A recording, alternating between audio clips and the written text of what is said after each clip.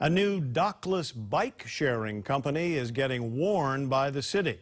You may remember last year when officials started rounding up rogue Lime scooters left on city streets. Now police have started to confiscate similarly green Share-E dockless bikes. Gina Mangieri is always investigating and has details. Gina? HPD tells me the bikes are being removed when parked illegally on sidewalks and public property. Share-E, which launched several months ago, says they're entitled to park at any bike rack. And the mayor tells me new laws to rein in all kinds of ride share may be coming down the pike. Beaky passed the 2 millionth ride milestone recently, with frequent riders praising the convenience. There's one right outside my apartment, and it's really easy to get to. And it goes straight to my job, so that helps. When you see other competing services pop up, what do you think? Do you think you'd use that? I think I would be worried a little bit. I know that Lime bikes were here or scooters were here for a while, and a lot of those got thrown into the Alawai, which was uncool. When Lime scooters swooped into the market last year, authorities swarmed in too. The dockless scooters came and went from Honolulu's streets. It's what we did with Lime. It's what we're going to do with Share-E. Share-E, as in the dockless bikes that now have started popping up around town. Bottom line, it's illegal to park a vehicle on a sidewalk, and a bicycle is a vehicle.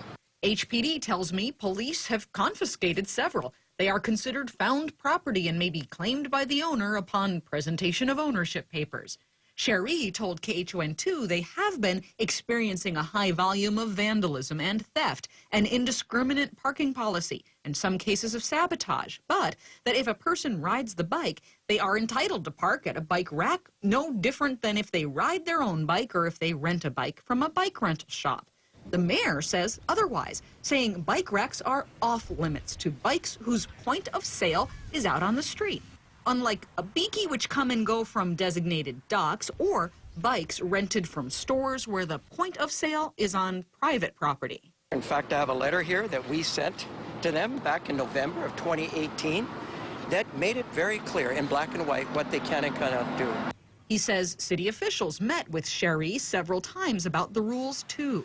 We're willing to work with folks, but just coming in and acting like it's the wild, wild west and doing what you want when you want is not acceptable. When you see them around, one here, there's 3 on the wall down there. I mean, what's that? I want to go get them, but I'm going to leave that up to the appropriate authorities. I think, as you saw with Lime, we will enforce the laws and they will see the consequences. We support multimodal transportation. We want to come up with a way to deal with shared mobility. What would have to go into a new law? Well, I think we'd have to look at kind of like Bicky Bike, where you say we'll give you permission to park in these areas, but specifically in these areas, and anywhere else you're not allowed.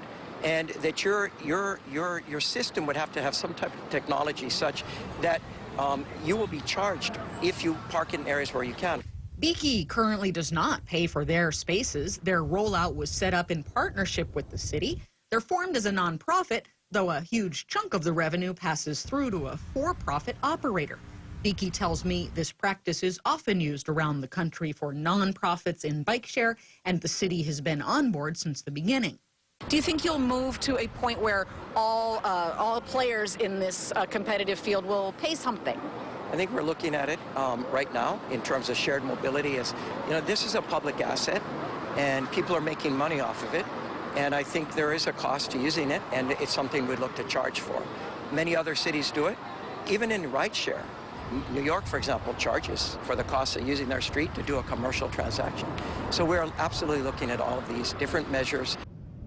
Now, we'll follow up as all kinds of bike share and ride share continue to grow across Oahu, and report back when any of those proposed new laws and regulations start to take shape. Back to you.